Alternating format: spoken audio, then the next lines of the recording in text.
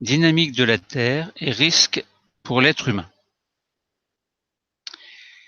La Terre est une planète tellurique.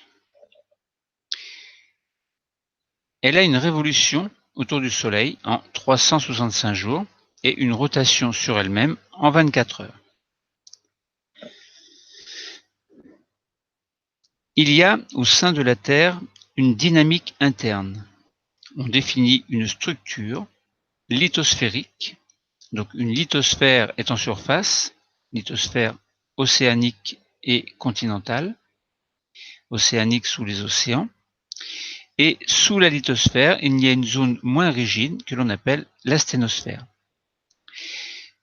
Dans ces zones, il y a plus ou moins, dans certaines zones, il y a plus ou moins des foyers sismiques.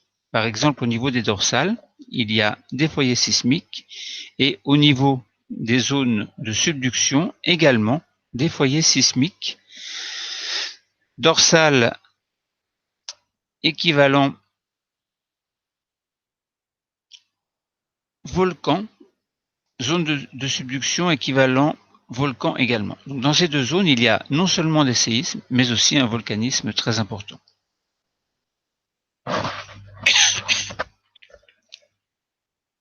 La lithosphère est créée au niveau des dorsales océaniques. Et les zones de subduction, au niveau des zones de subduction, donc il y a enfoncement de la lithosphère océanique sous la lithosphère continentale.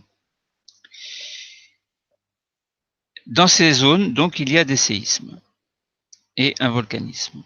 Donc, vu que dans certaines zones, pas très loin des volcans, donc des zones sismiques également, il y a des enjeux, c'est-à-dire une population, des bâtiments, etc. Ces enjeux vont subir une certaine vulnérabilité si jamais un volcan, par exemple, entre en éruption. Un volcan peut entrer en éruption ou ne pas entrer en éruption. On définit un aléa. L'aléa, avec la vulnérabilité des enjeux, définit ce que l'on appelle un risque. Donc 4 mots importants: aléa, enjeu, vulnérabilité des enjeux, et l'ensemble aléa, vulnérabilité des enjeux définit le risque. Le risque, par exemple, qu'une éruption volcanisme se produise à tel ou tel endroit.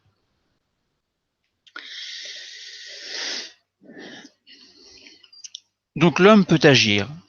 Alors il peut prévoir les choses. Il peut protéger aussi.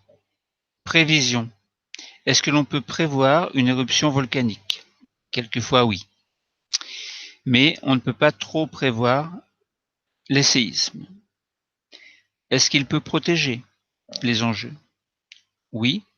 On peut faire des abris, des comportements adéquats également, comme par exemple savoir quoi faire en cas de séisme ou en cas d'éruption volcanique. Ainsi, la dynamique de la Terre présente des risques pour l'être humain. La Terre possède une énergie interne, donc la Terre bouge en profondeur, mais également en surface. Nous le voyons bien au niveau de la lithosphère océanique, donc qui se déplace comme un tapis roulant au-dessus d'une atmosphère. Donc la lithosphère est rigide et la sténosphère est moins rigide.